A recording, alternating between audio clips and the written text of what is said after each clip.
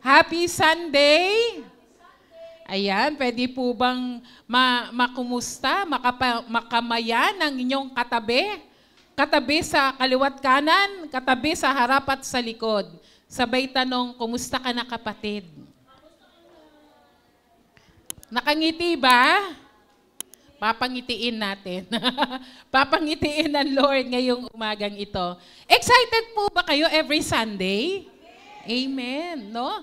Kasi sa dami talaga ng mga nagaganap araw-araw, we always look forward ang araw ng linggo, maging sa mga gawain.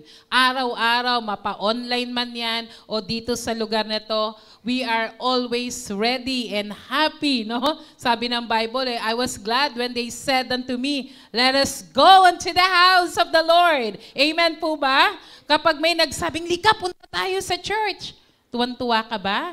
O sabi mo, saka na lang. Di ba? Tuwan-tuwa tayo dahil alam natin na doon sa lugar na to, alam nating may ginagawa at gagawin pa ang Panginoon. Amen? Ang ating pong tema for the month of September, basa po tayo. Ready? 1, 2, 3. Christ's power is the answer. Multiplying the harvest. Ayan. Sa mga nakaraang linggo po ay narinig po natin no, yung katotohanan na sagot ang kapangyarihan ng ating Panginoong Jesucristo.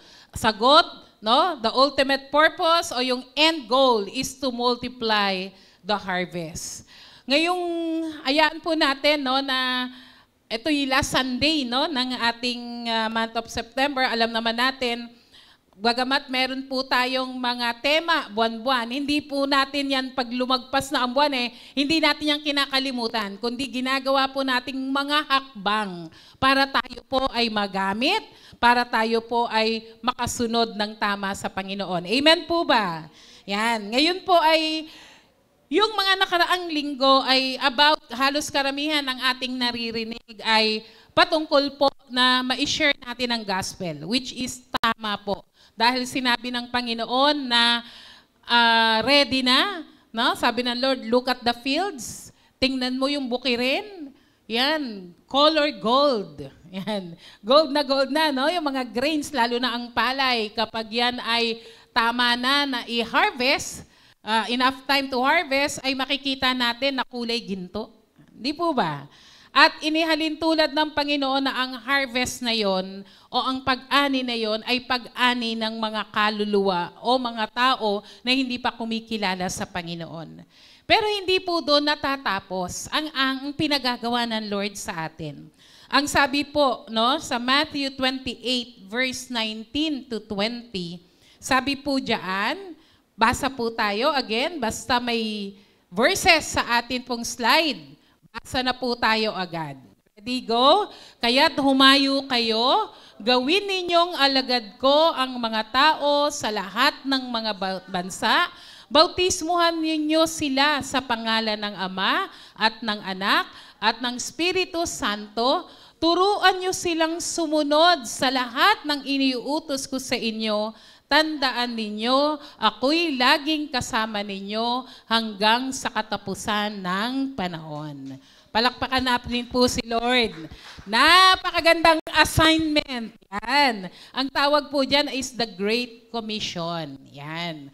Kung tayo ay gusto natin may mga komisyon, no? Ito yung Great Commission o yung talagang pinakadakilang trabaho o mandate na iniwan sa atin ng Panginoon.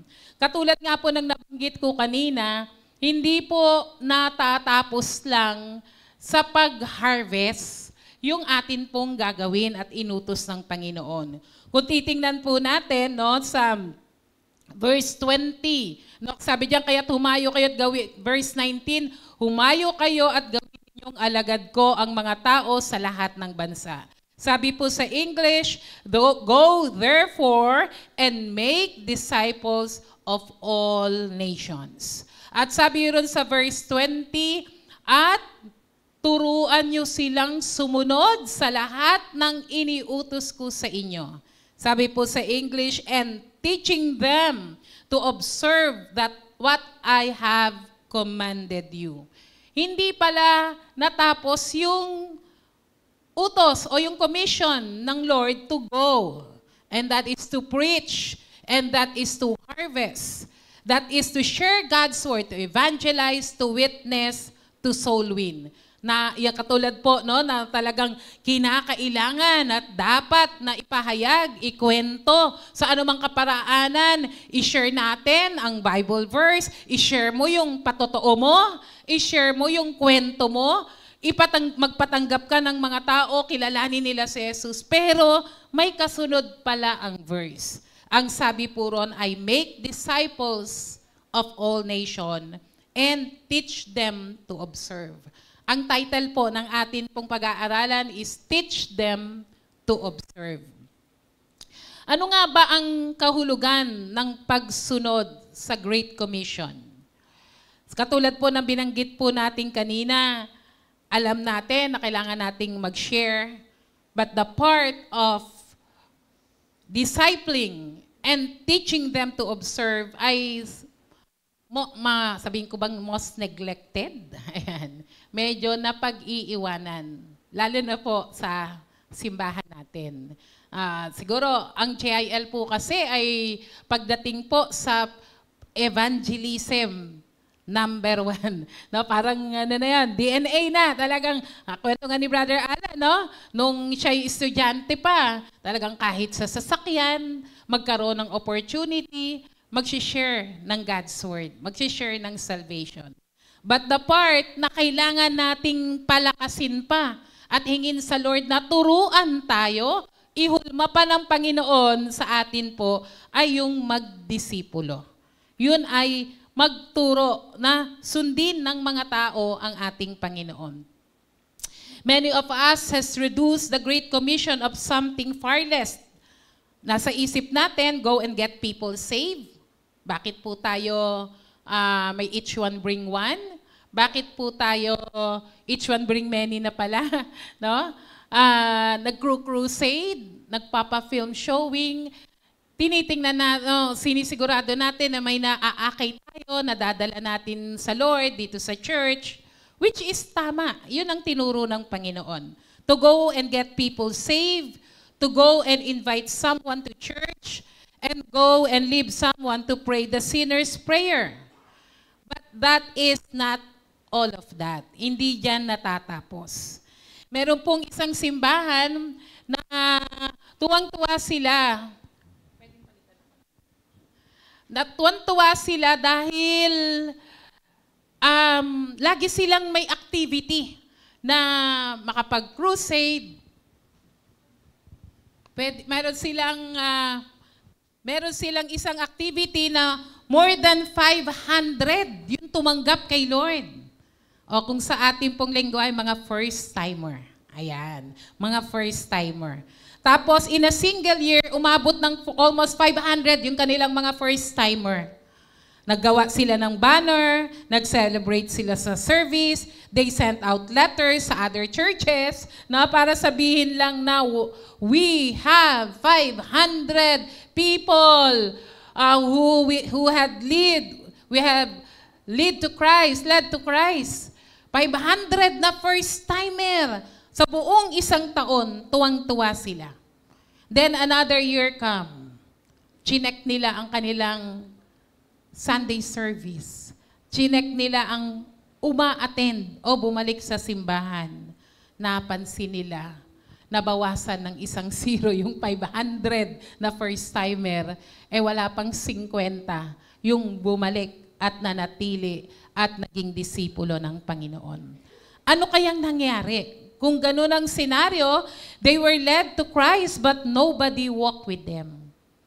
Yun nga po, no? That's one thing na mas kailangan nating pagtuunan dahil sa atin po, medyo mas madali na mag-share ng gospel, mag-invite ng mga first-timer, pero sa dinami-dami po niyan, ay ilan po ba yung dun sa mga first-timer na yon, ilan po yung may tumutok o sumama sa kanila on their walk with God?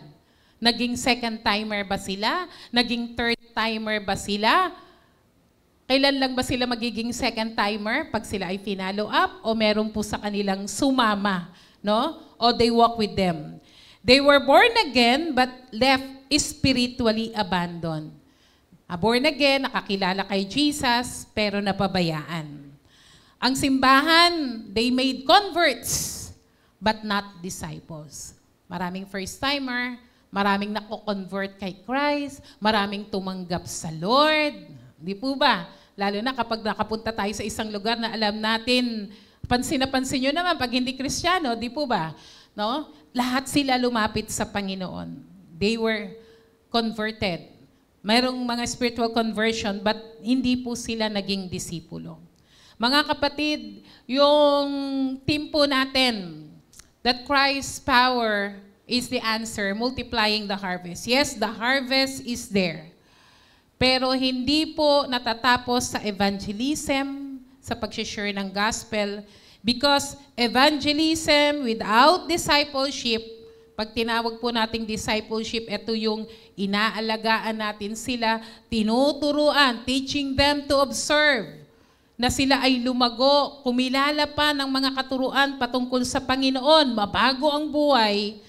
Kapag daw puro lang tayo evangelize at walang discipleship, ang katulad raw po natin na isang ospital na may nanganganak, parang lying in. No? Yung hospital na yun, maraming nanganganak. Parang ganun po. Pero, pagkatapos ipanganak, inabandon yung baby. If we will bring it into the spiritual aspect, kapag tayo po ay, tama naman po talaga na mag-share tayo ng gospel, mag-invite ng first-timer, pero kung hindi po tayo mag-i-invest ng panahon, ng sarili nyo, ng ating mga resources, o buhay natin para sila ay magpatuloy sa Panginoon, ang katulad raw po noon ay nanganak tayo. Yes, may akay tayo, pero pagkapanganak, iniwan na lang natin. Inabandon na. No food, no care, no love, just abandonment. Kapag ganun po, di ba, marami tayong story na nakikita, mga bata na naiiwan sa mga ampunan o sa mga simbahan, nakalagay sa box, may aampunin na lang. Ibig sabihin, they are being abandoned. Ganun din po. Kapag hinayaan lang daw po natin na mayroon po tayong naililid kay Lord, pero hindi natin pinagtiyagaan na sila ay alagaan, bigyan ng pagmamahal at pagkaing espiritual, we are just abandoning them. And if we don't obey the full command of Jesus, kasi yung full command ng Lord, humayo kayo, check. Tama po ba? Nag-share ka ng gospel? Check. Tama po ba? Tama naman. No? Pero yung part na gawing alagad ang mga tao, medyo, baka hindi na ako dun, Lord. Baka si brother o si sister, si worker, si pastor, baka sila na yon. But the Great Commission is given to all. Sa lahat ng kumilala kay Jesus, tinubos ng kanyang banal na dugo, the Great Commission is to preach and make disciples. Palakpakan nga po natin ang Panginoon. So paano ba? Ang prayer ko, maturuan tayo ng Lord. Hindi lang po naman yan sa inyo. Unang-una sa akin. No? At sa kabuuan po ng simbahan. Dahil, naalala ko, no, di ba talagang kailangan lahat makarinig. Kailangan may magandang patotoo. Kailangan maging tagasunod ng Panginoon. Number 1, discipleship is the goal of evangelism. Ang discipleship po, ito po yung hinahayaan natin sila, tinutulungan natin sila, yung mga first-timer, yung mga converts na lumago sa Panginoon. Yan po yung pinaka-layunin. Kaya ka nag-e-evangelize. Bakit ka ba nag-share ng gospel? Hindi lang para sila ay maging ligtas, kundi sila ay lumago sa pagkakilala sa Panginoon. When Jesus gave the Great Commission, He said, "Go therefore and make disciples of all nations." Katulad po ng binasa natin kanina. Notice carefully that He did not say, "Go and make converts." Hindi niya po sinabing, "Go and make disciples." Balik nga natin doon sa unang verse kanina. Ang sabi ron, go therefore, hindi po sinabing go and make converts. Gawin ninyong alagad. Gawin ninyong alagad. Yun po ang sinabi. He didn't even say, go and make church members. Hindi po sinabing, go and make converts. Go and make church members. Hindi po ang sinabi po dyan is to go and make disciples. Mga disciples, ibig sabihin, followers, learners, no? Mga tagasunod ni Kristo na handang matuto, sumunod, at gayahin ang Panginoong Yesus. Yun po ang disipulo. Alam niyo po, sa panahon po ni Jesus, by that time, diba, may mga rabbi. Sila po ay mga teacher.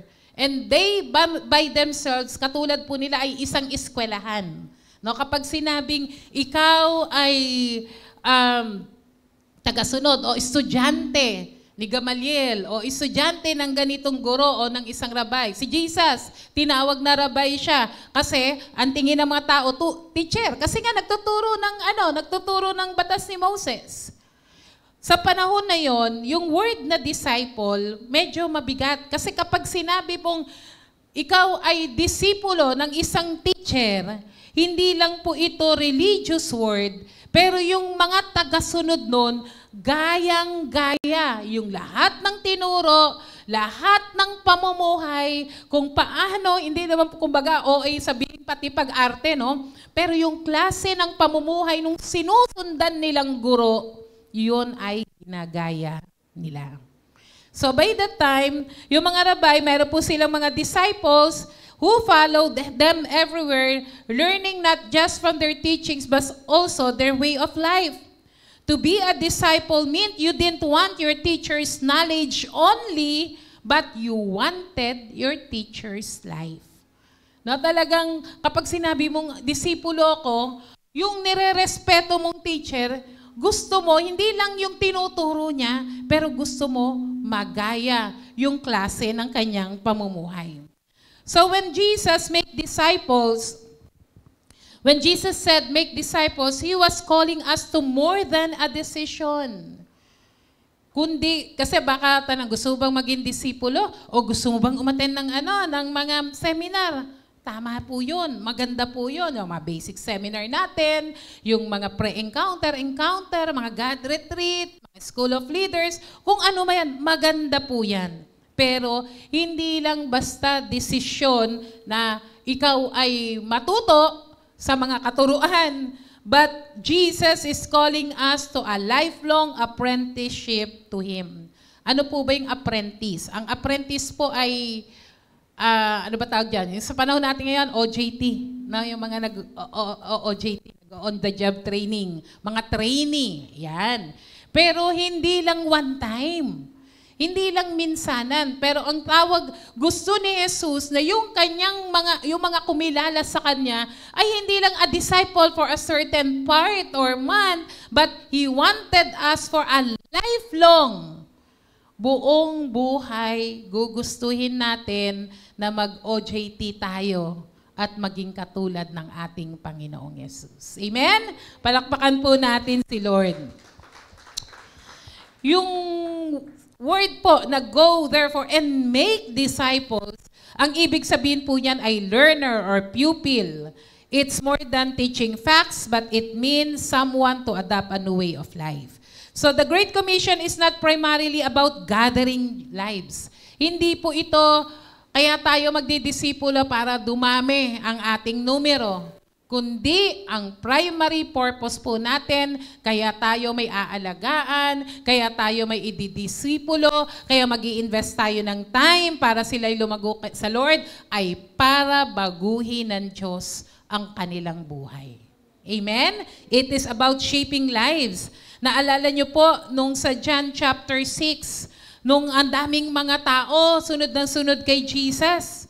At sabi niya, no, unless you eat the flesh of the Son of Man and drink His blood, you have no life in you. Kung ikaw nga naman yung tagasunod, masyadong hard saying. No? Masyadong malalim. Sipin mo, kakain ako ng flesh, iinom ako ng blood.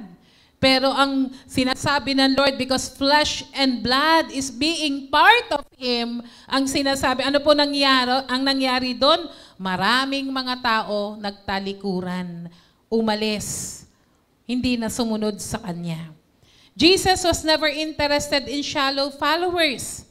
He wanted disciples who would go deeper even if it cost them everything. Ang mga, di ba pag may mga first timer tayo, di ba? Lahat naman tayo nice, di ba? Pero ibig ko sabihin, hindi naman paibabaw na being nice. Dahil yun ang dapat tayo, yun ang kultura natin, di ba? To welcome them. Pero may mga pagkakataon na tayo rin, di ba? Dumating yung part na gusto lang natin, puro blessing. Gusto lang natin, puro kind words. Ayan. Pero dumadating yung pagkakataon na bahagi ng ating paglagod sa Panginoon, kailangan ng pagtuturo, kailangan ng pagre-rebuke. Yun na yung masakit. Di ba? Kapag ikaw ay napansin, ikaw ay naturuan, ikaw ay nasaway. Ayan. Kaya yung iba, ayaw ko na. Kasi ang pagdidisipulo ay hindi dahil gusto mo lang, dahil nasiyahan ka lang, kundi isa itong commitment na sumunod sa ating Panginoon. Alam niyo po ba si Billy Graham? Ayan, ang napakagaling na preacher. In 1955, siya po ay na-invite magturo sa Cambridge, England. Ang daming umattend, thousands attended.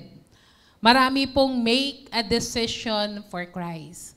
Maraming lumapit sa Panginoon, nagsuko ng kanilang buhay, tinanggap si Jesus bilang Panginoon at tagapagligtas. Maraming taon ang lumipas, kinumusta po ni Billy Graham yung pinuntahan, yung lugar ng Cambridge sa England. At dumating ang isang follow-up report that most of those converts had not continued in the faith. Alam niyo naman si Billy Graham, pag nag-crusade, di ba?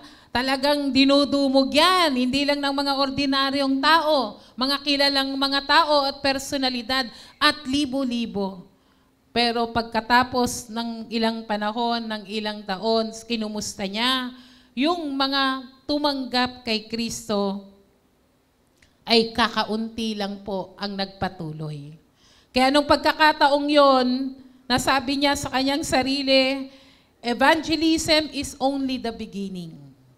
Nagkaroon siya ng realization kasi talagang, di ba, evangelist si Billy Graham ang magiging, punta sa iba't ibang bansa, punta sa iba't ibang lugar, magre-preach ng gospel, crusade.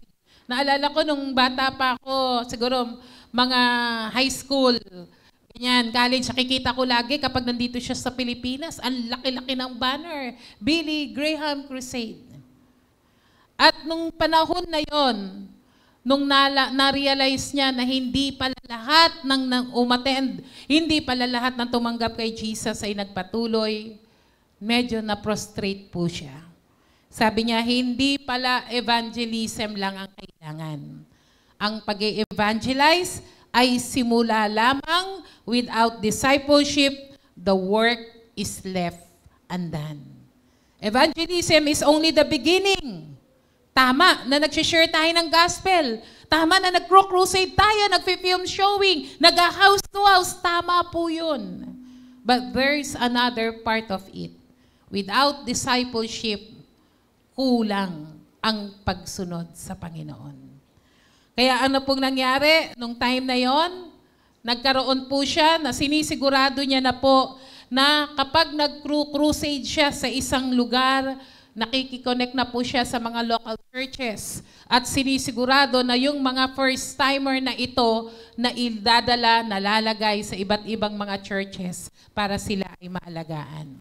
On Acts 11:26, sabi sa Acts 11:26, and in Antioch, the disciples were first called Christians. Sa pagkakataong po yan, they weren't called converts. Ang tawag po sa kanila ay disciples. Dahil sinisigurado nila na itong mga kumilala kay Jesus ay magpapatuloy, may mag-aalaga. The early church understood that conversion was the doorway, but discipleship was the destination. Kumbaga sa kabuuan, ang kailangan sakyan ng evangelism, ang pupuntahan po ay discipleship. Nakukuha po ba natin? So half lang pala ng work ng Great Commission if we just evangelize. Kailangan po nating mag-disciple. Sabi po dyan, how many of us have been satisfied to count decisions when Jesus is counting disciples? Ang gusto raw po palang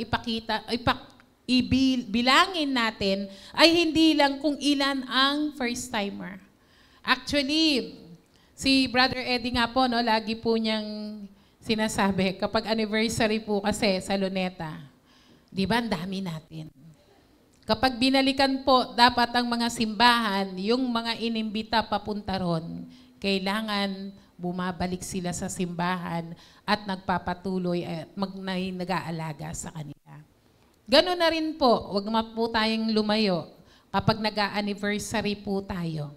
Ilan po tayo pag anniversary ng JIL Don Bosco? Nasa 400 po tayo. O lagay natin nasa 300, 400. Pero ilan po yung bumabalik? Ilan po yung nagbigay ng panahon para siguraduhin na yung mga first timer ay naririyan at naalagaan? How often do we celebrate a raised hand at the altar but we never ask, sino bang ano nito? Sino bang mag-aalaga rito? Actually, we have things in place. Alam ko, ginagawa na po yan ng mga life group network po natin, mga life group leader. Kaya lang, at one point, nakakalimutan, nabibitawan, tinitigil. So, ang punto lang po ay, nasa na po sila? Asa na po yung mga first-timers natin? Asa na yung pinataas natin ng kamay at winelcome ng mga nakaraang buwan? Bumalik po ba sila?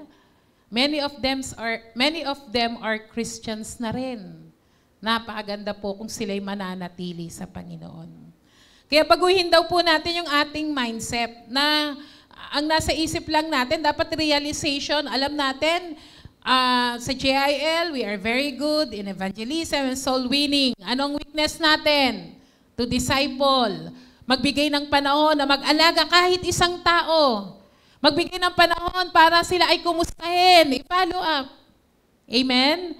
Doon tayo mahina. Kailangan palakasin natin yun. Amen? Get involved personally. When you lead someone to Christ, take responsibility to help them grow. Kaya nga po raw, ang discipleship ay talagang investment. No? Hindi lang sa pera, kundi yung panahon. Mag-i-invest ka ng yung pagmamahal at pag-ibig at pag-iintindi, pag-aalaga sa kanila. Amen po ba?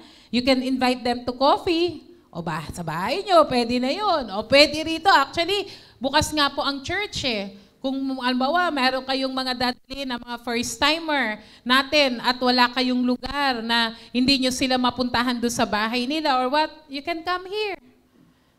Maglagay na po tayo ng kape dito. No?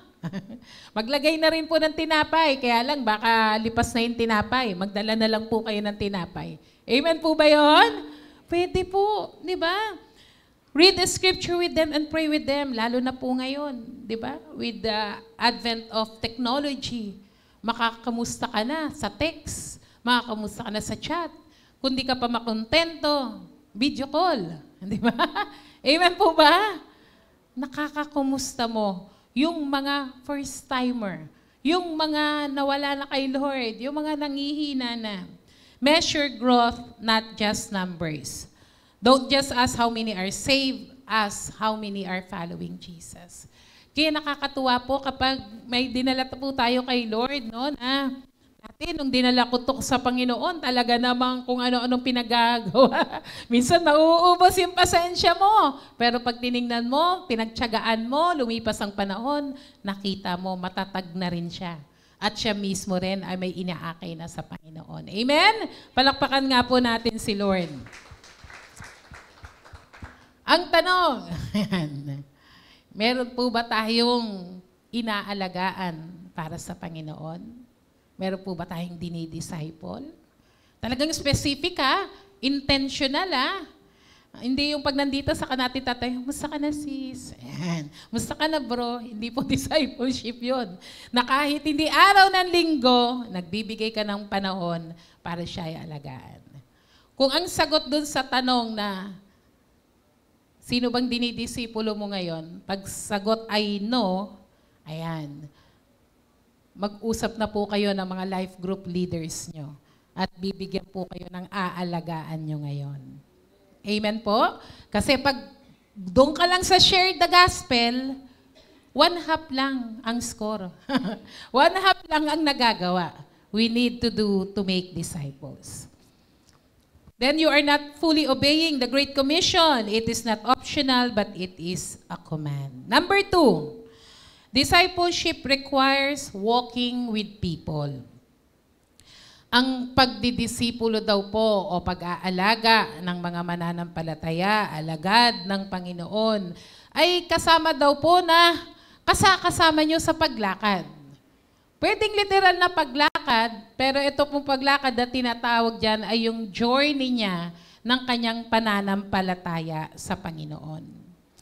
When Jesus called his disciples, he didn't hand them a manual and said, sabi ni Jesus, tinawag niya yung mga disciples niya, si Peter at sila James and John na mga mangingisda. Sabi niya, follow me and I will make you fishers of men. At sa iba pang mga disipulo, marami siyang tinawag.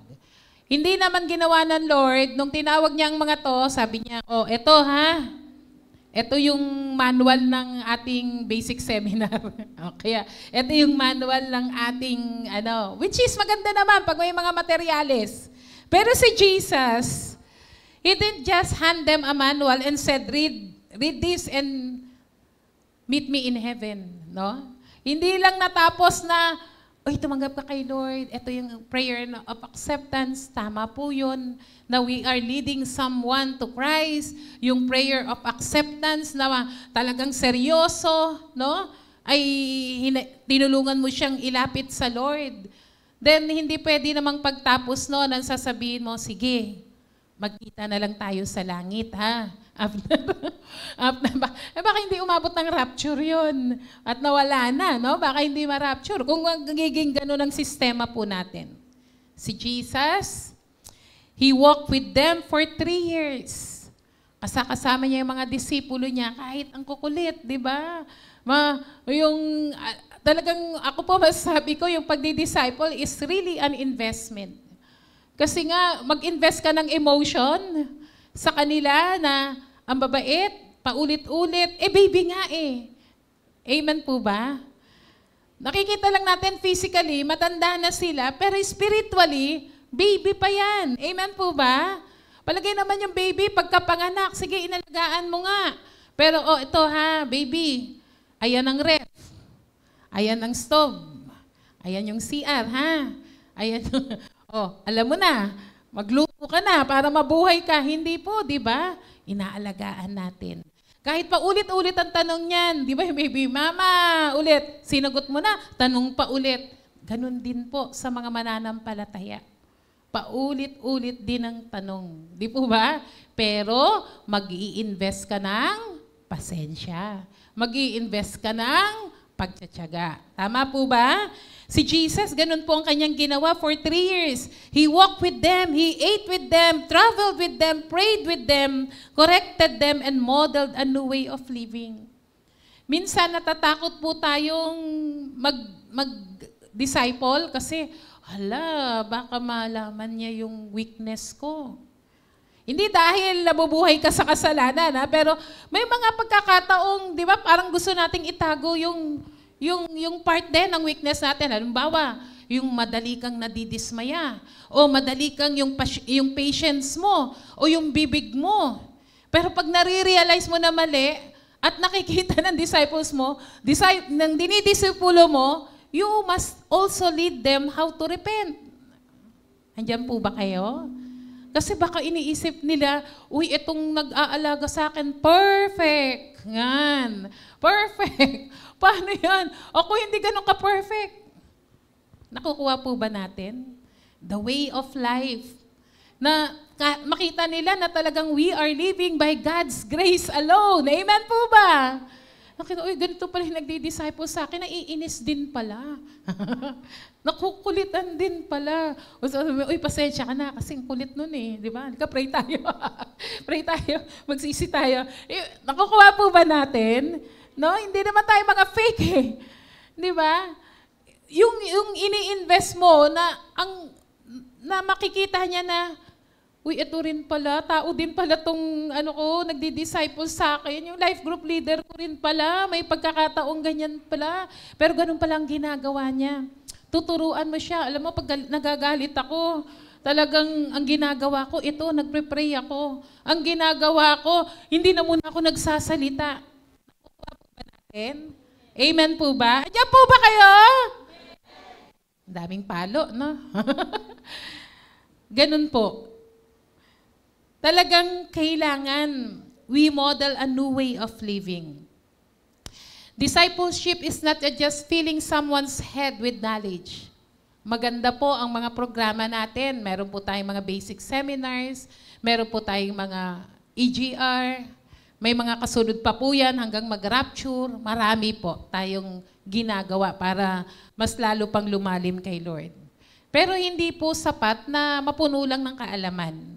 It is about sharing life together. It is costly, inconvenient, and time-consuming. Ang tawag po dyan ay intentional relationship. Sipin mo yung mag-i-invest ka ng time, kung ikaw yung taong ang mahal bayaran sa'yo ay time. Yan. Pero mag-i-invest ka ng time, and you must be ready to be distracted. You must be ready to be interrupted. Amen po ba? Nakaschedule lahat yung gagawin mo. Biglang may tumawag, uy sis, kailangan mo pumunta dito kasi pag-pray mo yung anak ko, may sakit. Sabi mo, sis, kahit hindi naman ako pumunta dyan, pag-pray na lang kita over the phone. Pwede rin naman, di po ba? Pero, alam niyo po ba, kung ano yung nililid sa'yo ng Holy Spirit, you are sharing your life with that person. Amen po ba? Very costly, inconvenient, may panahon, may pasensya kang ibibigay. And you are doing it intentionally. Hindi pwedeng may first-timer po tayo, sis, balik ka Sunday ha. Pero wala ka namang ginawa for the week para kumustahin siya. Alam niyo po dati, ang prayer ko, maibalik po natin, no? And to be in place again. Dati po, kapag may mga first-timer po tayo, meron pong taga-text. At yung taga-text, naka-script na po yon para hindi tayo mahirapang mag-compose. Yan. At may oras po na tinatansya natin na nasa bahay na siya, tinetext siya. Tapos, pag tinext siya, sis, kumusta ang experience mo sa pag-attend mo kanina? Alam niyo po, we've been doing that, siguro nang nagsisimula po ang JIL Doña Soledad Don Bosco. At alam niyo po ba, dahil doon, meron po tayong, alam ko may mga sumasagot. Tama ba, Sister Divine? May mga sumasagot sila, Sister Nancy, nung tayo na yon. At may sumagot. Tuwang-tuwa po siya at may nangumusta sa kanya sa pag-attend niya rito. At alam niyo po ba, yung sumagot na yun sa text ay isa na rin po nating pulpit minister ngayon. Palakpakan nga po natin ang Panginoon. Praise God. Kaya nakakatuwa po, di po ba? Hindi pala nasasayang. Magbibigay ka ng ganung text. Minsan kasi nung araw, parang nagdadalawang isip ako, paano yun kung negative yung experience niya? Baka sabihin niya, nako, yung mga tao dyan. Di ba? Minsan natatakot tayong magtanong dahil natatakot tayo sa pangit na sagot. Pero nakakatuwa. Alam nating may ginagawa ang Panginoon sa bawat gawain niya sa lugar na to. Amen! Palakpakan po natin ulit si Lord. Kaya nga po, Kung titingnan po natin, isang example of that is si Paul and Timothy. On Acts chapter 16, si Paul po, he met Timothy sa Lystra. Ang nanay at ang lola po ni Timothy ay mga mananampalataya. At nakilala ni Pablo si Timothy. At later on, Paul took him along on his missionary journeys.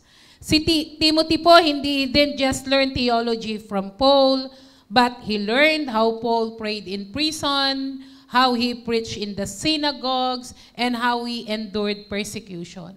So kapag tayo po ay may inaalagaan, hindi lang doon sa magandang parte, kasama na po yung klase ng pagsunod sa Panginoon ay isinishare nyo rin po sa kanila. Naalala ko way back 1980s, nung doon po sa Tambo. At nung time po kasing yun, talagang isa-isang inaalagaan namin, isa-isa. At may mga pagkakataon na sama lang po sila ng sama. Ang prayer nga po namin, bawat kalye po sa Tambo, hanggang Baclaran, hanggang San Dionisio, Donggalo, magkaroon po ng Bible study ng gawain ng Panginoon. Yung iba po, sama lang sila ng sama, nakikita nila, ay ganito pala. Pag pupunta pala doon, pupunta ka sa bahay-bahay, mamimigay ka ng tracts, mag-iimbita ka. Nakikita nila kung paanong may mga bingguhan, yung mga nagbibingo doon, binibigyan namin ng tracts, no? At nakakatuwa pag may umaten na nagbibingo, di po ba? Amen po ba? Yung mga nag-iinom doon, bibigyan mo ng tracts.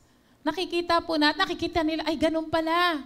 Ganun pala mag-imbita. Hindi pinipili, lahat ng pagkakataon gagawin.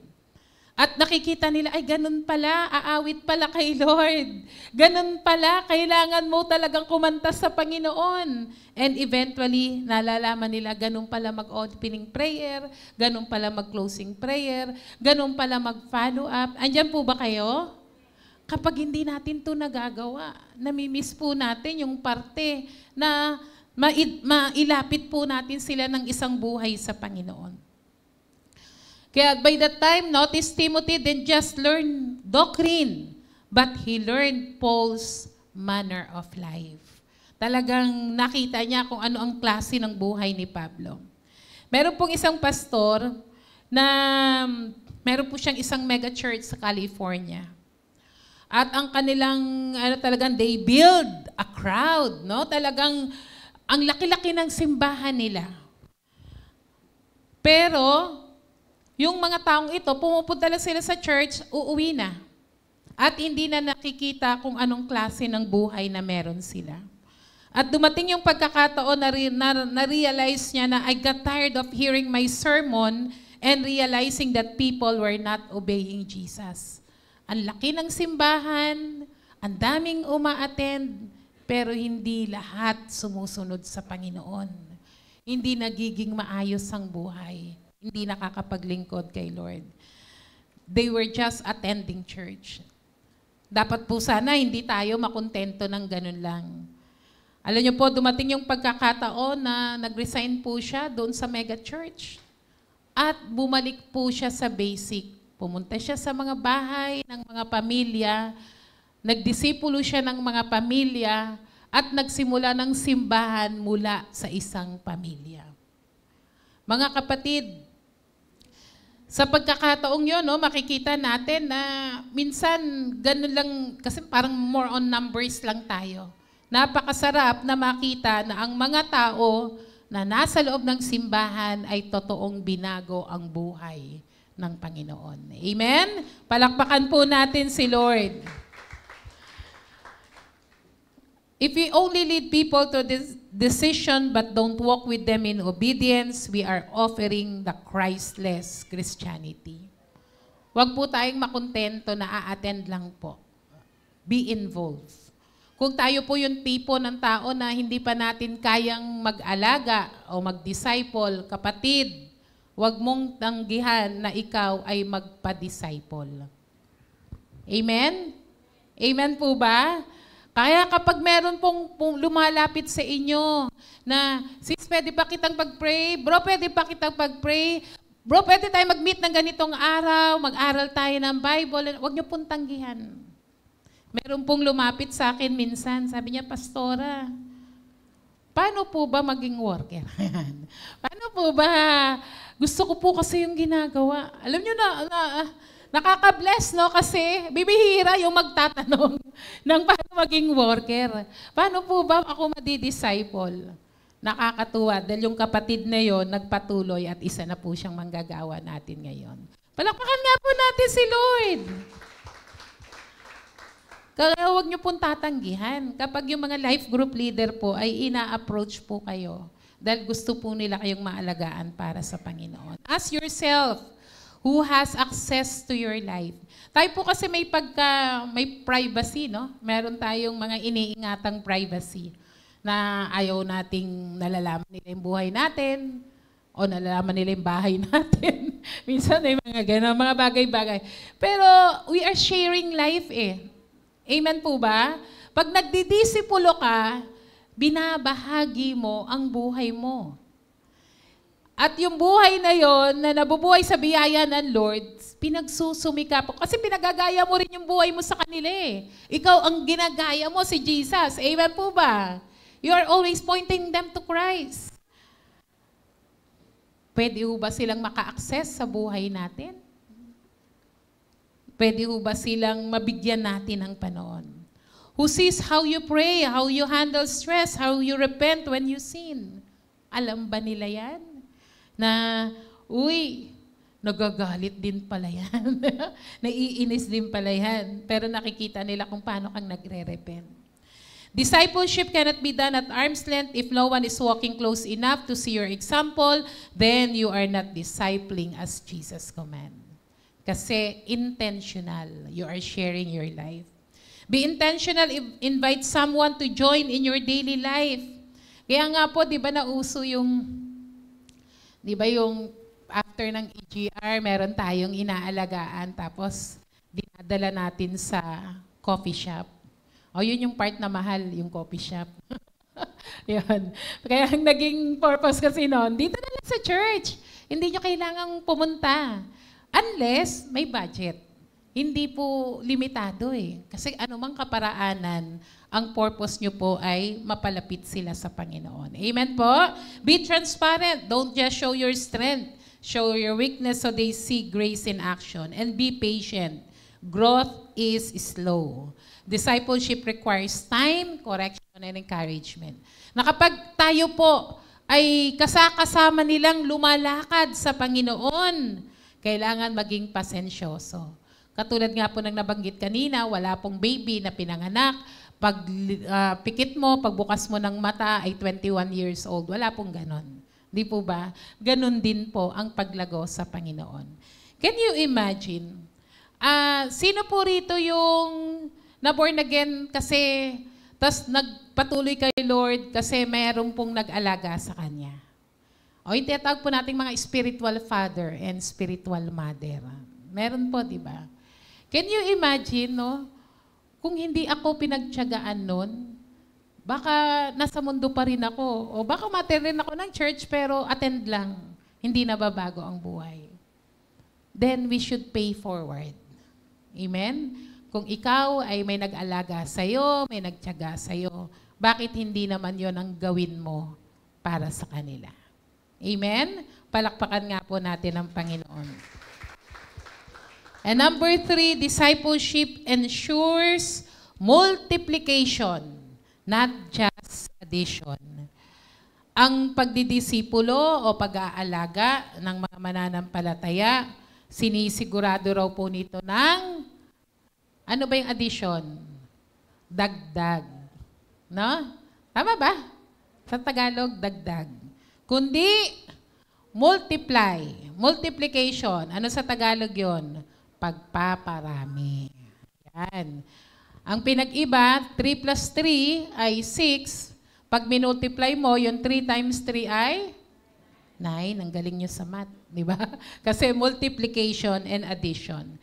Discipleship ensures multiplication. Converts may add to church attendance, but discipleship multiply the kingdom of God. Maganda na nagdadala tayo ng mga first-timer. Nadadagdagan ang ating attendance. Pero kung hindi sila magpapatuloy sa Panginoon, mababawasan ka na. Hindi ka pa dadami. Samantalang, kung yung mga first-timer ay naalagaan po natin, kahit hindi po first-timer, second-timer, third-timer, o hindi nagpatuloy sa Panginoon, kung sila po ay aalagaan natin, sila po ay dadami. Dadami ang kumikilala sa Panginoon. Addition is about numbers. Multiplication is about legacy. Pangmatagalan, mananatili. Jesus never built a crowd-centered community. Alam niyo pong ginawa ni Jesus? Ang ginawa niya po ay pumili siya ng ilan? 12. He focused on few. Konti lamang po. A handful. Yung kaya mong mamanage, yung kaya mong alagaan. And through those 12, the gospel spread across the Roman Empire. And by the end of the century, they have already taken root in major cities far beyond Jerusalem. Ganun po, no? Hindi na nga po 12. Isa na lang. Yun po yung maging goal natin, na may maalagaan po tayo kahit isa.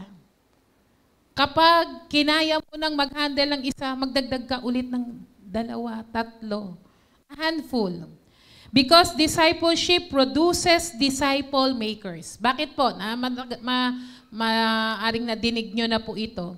Kapag ang first-timer ay nanatili lang pong umaaten ng church at hindi siya nadi-disciple, nagiging dagdag na numero niya lang po ay isa. Kapag ang isang convert, first-timer na alagaan mo over months, pwedeng years, pero eventually, yung isang yon ay hindi mananatiling isa dahil pag kumuha ulit siya ng isa, 2 na sila. Amen po? Andyan po ba kayo? Kaya sabi ko, Lord, ilan taon na po ang JIL? Don Bosco, 19 na po. Ayan. Kung tayo po ay nasa 150 to 200 na membership, over the last, wag na po nating sabing 19 years, o last year na lang, o 2023, kung ang bawat isa po ay kumuha ng isa para alagaan, sa isang taon, ayan, the least of it, ilan na po kaya dapat tayo? Meron ka nang naging kamukha. Amen po ba? Yung 200, 400 na. Again, it's not the numbers, but it is multiplying, lives being transformed by the Lord. Amen? Palakpakan po natin ang Panginoon. Kaya sa mga susunod na linggo, yung mga life group leader, tiyak, kayo ay kakausapin ng inyong mga LGN na coordinator para ito po ay buhayin ulit at ipagpatuloy. Kaya nga po, discipleship ensures multiplication, not just addition. Sabi po sa Matthew 28 verse 20, teaching them to observe all that I have commanded you. Yung word pong observe, ibig sabihin niyan is to keep, to guard, and preserve, and pass on.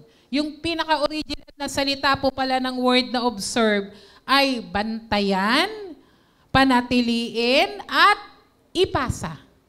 Ipasa. Kailangan yung buhay mo na binago ni Kristo, na may nagtiyaga dati sa'yo, ganun din ang gagawin mo. Meron kang aalagaan at pagtiyatsagaan. At ganun din yung gagawin ng na-disciple mo. The disciple now become a disciple maker. Amen po ba? Ang sarap kapag meron ka ng anak sa pananampalataya, apo sa pananampalataya, apo sa tuhod sa pananampalataya. Amen po ba? Isipin mo yung isang yun, nag-grow, tapos nag-disciple din siya. Isipin mo, ang dami nun. No? Baka yung apo mo sa pananampalataya hanggang alak-alakan, hanggang sakong niya, sa dami ng lalapit at babaguhing buhay ng Panginoon. Amen? Sa 2 Timothy chapter 2 verse 2, sabi ni Paul kay Timothy, the things which you have, no? Ang mga narinig mo sa akin sa harap ng maraming saksi ay ipagkatiwala mo rin sa mga taong may katapatan at may kakayahang magturo naman sa iba. Kung makikita po natin sa verse na yan, sabi ni Paul, yung narinig mo sa akin, kanino po galing? Kay Paul. Of course, si Paul galing kay Lord. Tapos kay Paul. Tapos si Paul, tinuruan niya si Timothy. Si Timothy, sabi ni Paul sa kanya, ipagkatiwala mo rin sa mga taong may katapatan at may kakayahang para baguhin ang buhay ng iba. Kapatid, kung titingnan natin, ang discipleship is not just an addition, but this is a multiplication. Si Paul, sabi niya, Paul, Timothy, faithful men, and others also, therefore, that is a multiplication. Sabi po, no, may isa pong kilala na si Dawson Trotman. Siya po ay founder ng Navigators. At siya po'y namatay dahil meron po siyang iniligtas na nalulunod. Pero bago po mangyari yon, ay ang Navigators po ay nakakalat na po sa buong mundo. At his funeral, sabi po ni Billy Graham, I've lost one of the greatest friends I ever had, but that the work of Dawson Trotman will never die. He has built the lives of men all over the world. Hindi man po natin kayanin ang buong mundo, sa maliit na barangay o sa maliit na lugar na pinagkatiwala sa atin ng Lord, tayo po ay makapag-convert, maraming maipalapit kay Lord, mapanatili at sila ay maalagaan sa pananampalataya upang sila ay makapag-alaga din ng iba. Amen? Sabi sa John 15 verse 8, But this my Father is glorified, that you bear fruit and so prove to be my disciples. Sabi doon, no? Para maluwalhati ang Ama, sabi doon, tayo ay mamunga. Yung mamunga, actually, yung context po nung yung bear much fruit is in bringing souls. Sa pagdadala ng mga tao palapit sa Panginoon. At yun po ay to prove, tatak po yun na kayo po ay disipulo ni Kristo. The evidence of true discipleship is not spiritual consumption, but spiritual reproduction. Ano po ba yon? Pag sinasabing consumption, ikaw, di ba, yung pag sinabing you consume, ginagamit. O sa pagkain, kinakain. No? Iniinom tubig. Kino-consume mo, inuubos mo, ginagamit mo. Kapag ikaw ay convert lang, ganun lang ang gagawin. Mauubos. Pero kapag ikaw ay disipulo, no? Ang totoong pagdidisipulo ay hindi ka lang taga-ubos, kundi ikaw ay nanganganak. Amen? Nagpaparami. Amen po ba? Amen po ba? Kaya nga po, the ultimate goal of discipleship is reproduction. If disciples are not reproducing, they are not truly disciples. Kaya sabi na, ako tagasunod ni Kristo, disipulo ni Kristo. Ang tanong, meron ba akong inaalagaan para sa Panginoon? Dahil kung nagdala lang tayo ng makakilala sa Lord, you are doing half of the job. The other half is not done yet. Kaya mga kapatid, ang totoong pagdidisipulo ay hindi lang pagdadagdag, kundi pagpaparami. Ang tanong po, no, sabi diyan ano nga po, tayo po ba? The question is not just, are you growing? May pangalawang tanong po, who will carry the gospel forward because of you? May naging bunga na po ba tayo sa ating pananampalataya? At yung naging bunga mong yon, sila rin po ba ay nagbunga ng kanilang pananampalataya? Invest in few. Huwag po tayong matakot, mag-follow up, mangumusta, mag-pray sa kanila, to invest our time. Don't try to disciple everyone. Follow Jesus' model, going deep with a handful. Kung kaya ng isa, let it be. Isa. Kung kaya ng dalawa, bakit hindi? Pero hindi mo kayang maalagaan. Para lang po sa bayan, no? Pag maraming anak, marami kayong intindihin, di po ba? Pero kung lahat po tayo magtutulong-tulong dito, alam ko po, yung susunod na taon, maraming mga mature Christian. Pag mature Christian, kaya niyang mag-reproduce, kaya niyang mag-alaga, kaya niyang magparami. Amen? Equip for multiplication. Teach those you disciple not just to learn, but to disciple others. And think generationally. What will be my investment look like? Naisip niyo na po ba, sa tinagal-tagal ko sa Panginoon, ilan na ba yung nadala ko kay Lord? At sa dinami-dami ng dinala ko kay Lord, ilan ba yung nanatili? At doon sa mga nanatili, ilan ba yung nagparami at nagdisipulo at ginaya ang ginawa mong pag-aalaga para sa kanila? Those who are you multiplying yourself into? Converts may celebrate for a moment, but disciples carry the mission forward for the generation. Kaya mga kapatid, sa mga, although wala naman sa panahon, wala naman sa edad, ano mang estado natin sa buhay, kabataan ka man, bata ka man, babae, may asawa, o anumang estado ng buhay. Pag tayo ay may willingness na sumunod sa Panginoon para mag-alaga ng iba, walang imposible, kakayanin mo. Magiging masipag ka. Amen? Palakpakan po natin ang Panginoon. Malakas sa palakpak po kay Lord. Sabi niya, here's the lesson, converts may fill buildings, but disciples transform the world. Think back, yung ating pong una, evangelism is just the starting line. Discipleship is the finish line. Evangelism is about decision. Discipleship is about transformation.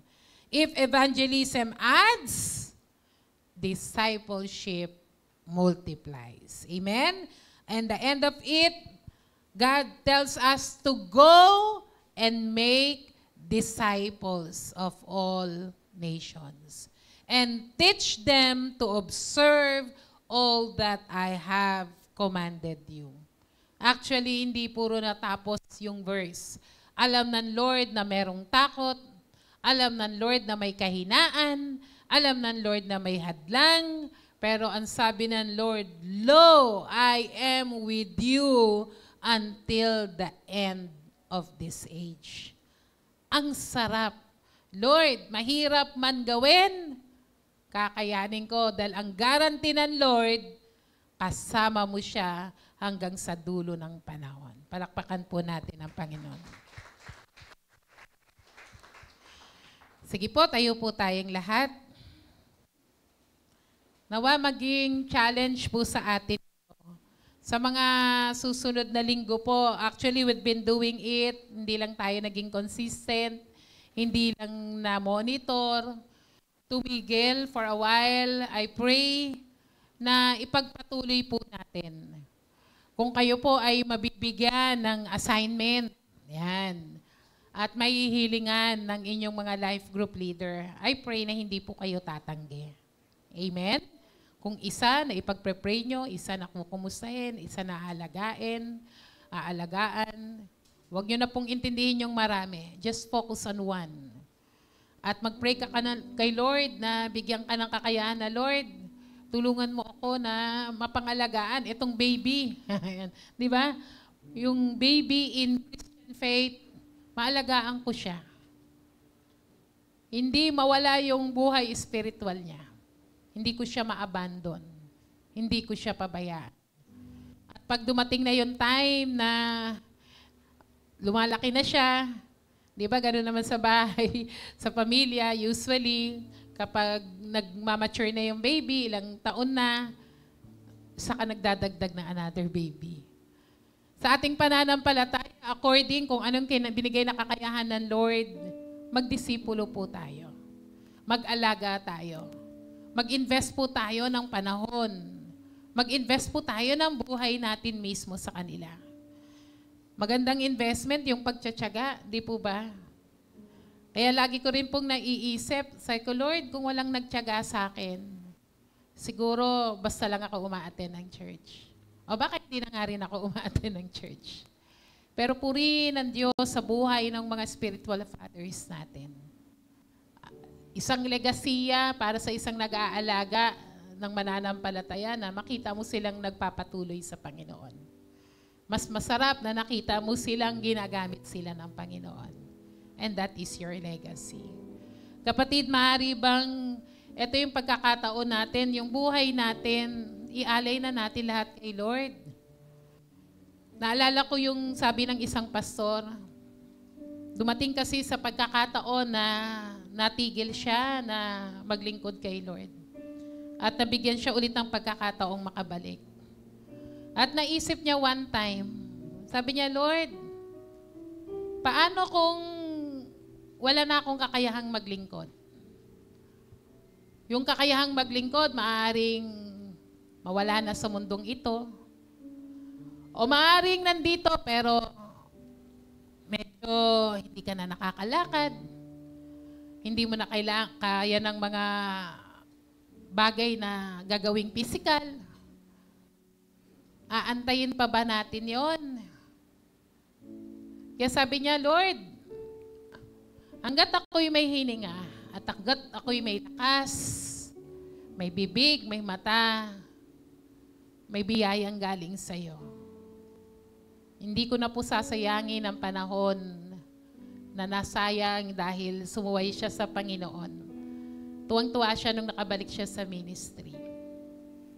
Ako din po, may personal na patotoo, pero praise God. Dahil sa biyaya ng Panginoon, nabigyan po tayo ng pagkakataong makapaglingkod. Sana hindi tayo dumating sa pagkakataong we are on our sick bed. Mahina na, wala na. Saka mo sasabihin, Lord, gamitin mo ako. Kapatid, it is always an opportunity to serve Lord. May we sing this song and I invite everyone to commit your life to the Lord again. Katulad ng ating napag-aralan, alam ko pong handa kayong sumunod sa Panginoon.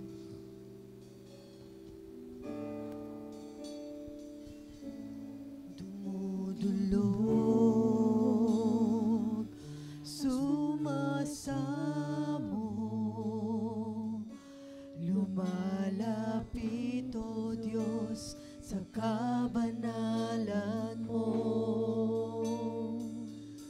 Mithit dalangin sa pagsamo, maging marapat,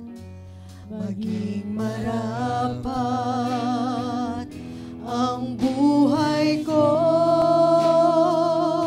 ang buhay ko'y sa'yo lamang iaalay. Buong lakas, bawat pintig ng puso ko, ang buhay ko'y sa'yo lamang ilalaan. Ngayon at kailanman, hanggang sa walang hanggan, papuri ko't pagmamahal ay sa'yo lamang. Let's commit our lives to the Lord. Sumasamo, lumalapit, O Diyos, sa kabanalan mo. Mithit dalangin sa pagsamo, maging marapat ang buhay ko. May we raise our hands to the Lord as we surrender everything in service to you. lamang iaalay, buong lakas, bawat pintig ng puso ko. Ang buhay ko'y sa'yo lamang ilalaan, ngayon at kailanman, hanggang sa walang hanggan. Papuri ko't pagmamahal. Well, we sing it again. Say your prayers of commitment to service to the Lord. Buhay ko'y sa'yo lamang ialalay, buong lakas, bawat pitik ng puso ko. Ang buhay ko'y sa'yo lamang ilalaan, ngayon at kailanman, hanggang sa walang hanggan. Papuri ko't pagmamahal ay sa'yo lamang. Meron po ba sa ating kalagitnaan who want to renew their commitment of service to the Lord? You can come forward and ask the Lord to anoint you once again and empower you to do His work, to bring on the glory of God through you. Hallelujah. Bless your name. Espiritu, gawin ang nais mo sa buhay ko. Nagpapakumbaba, panahanan mong lagi ang puso ko. Manatiling nakatuon sa'yo. Banal na Espiritu, kailangan kita. Manatili ka sa buhay ko, gawin ang nais mo. Banal na Espiritu, minamahal kita, ikaw lamang, ngayon at kailanman. Banal na Espiritu, banal na Espiritu,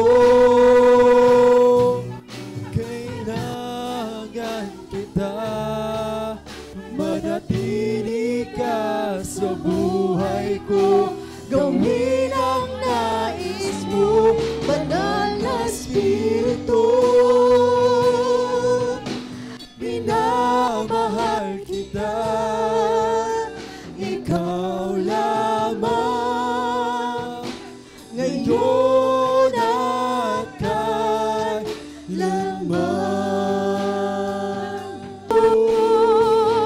I'm reaching for your heart. You hold my life in your hand, drawing me closer to you. I feel your power in you. Nothing compares to this place where I can see you face to face. I worship you in spirit and in truth. I'm reaching for your heart. I'm reaching for your heart. You hold my life in your hand, drawing me closer to you. I feel your power in you. Nothing compares to this place where I can see you face to face. I worship you in spirit and in truth.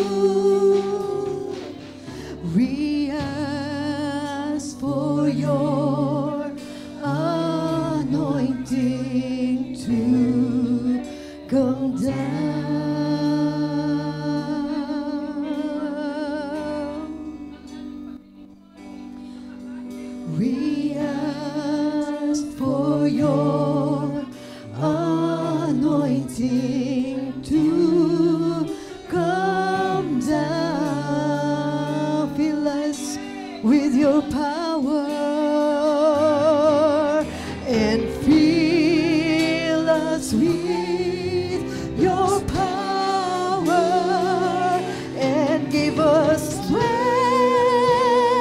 for this hour. We ask for your anointing to come down, fill us with your power and fill us with your power and give us strength for this hour. We ask for your anointing to come down, fill us with your power, Lord, and fill us with your power and give us strength for this hour. We ask for your anointing to come down. Then sings my soul, my Savior God, to thee. How great thou art, how great. Shall we lift our hands to our God as we sing this song? How great thou art, how great thou art. Then sings my soul, my Savior God, to thee. How great thou art, how great thou art. Nagpupuri, nagpupuri, yaring kaluluwa.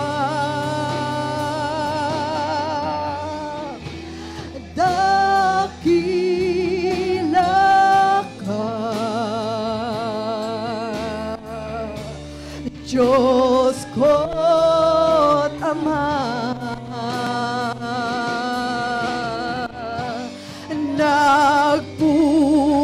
Nagpupuri, yaring kaluluwa.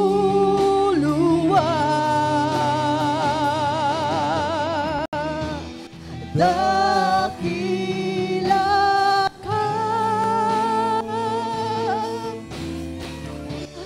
Diyos ko, Ama.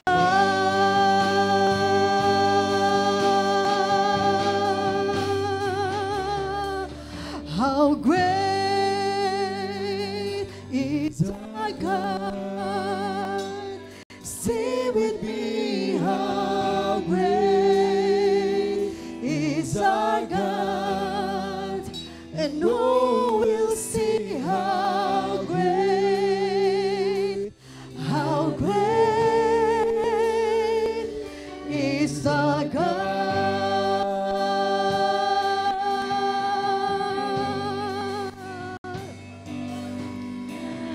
Name above all names. You are worthy. Come on, let us all lift our hands as we declare that God is great.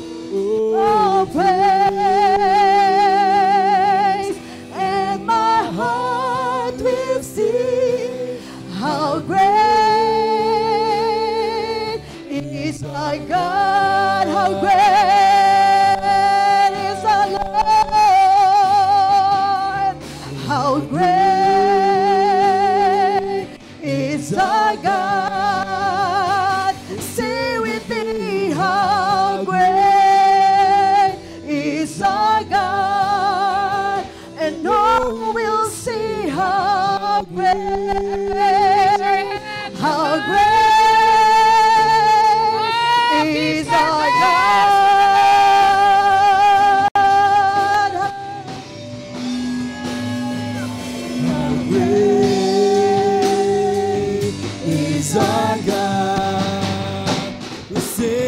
Hallelujah!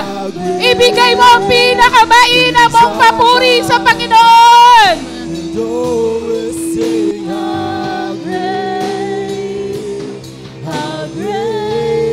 Hallelujah. May I ask everyone to please lift your hands to God. Panginoon, ang aming buhay ay para sa iyo lang. Ang kalakasang aming taglay, nais naming ibigay na sa iyo to, Panginoon. Ano man ang mga sitwasyon namin, nasa panahon ba kami ng tagumpay ngayon, kahit sa panahon ng pagsubok, hindi kami bibitaw ng paglilingkod sa iyo. It is always our desire to serve you on our very best, O God. Tulungan mo po kami na ang pinakamainam na paglilingkod namin, maibigay namin sa iyo. Ang pinakamainam na panahon, pinakamainam na talino, husay at galing namin, nanggaling sa iyo yan. Gamitin lamang namin para sa iyong kapurihan. Touch your people, O God, as you anoint everyone, each one, with your power to speak your word, with the power to speak your word boldly. And Lord, ng kakayahan na kami ay makapag-alaga, makapag-disciple. Tulungan mo po kami, Panginoon. And I pray sa iyong mga anak na hindi tinanggihan yung challenge to speak your word, to share the gospel, and to disciple. Ikaw ang patuloy na magpala sa iyong mga anak who are willing to obey not half of the Great Commission but the full of it, O God. Ano mang pangangailangan na meron po ang bawat isa ngayong umagang ito, ikaw, ang bagay na yan ay kinatagpo ng Panginoon. We thank you, Lord, for we receive the blessings, we receive the favor, we will receive, O God, the miracle coming from you. We give you, Lord, all the glory, honor, and praises in Jesus' name. Amen. Malakas sa palakpak po sa Panginoon.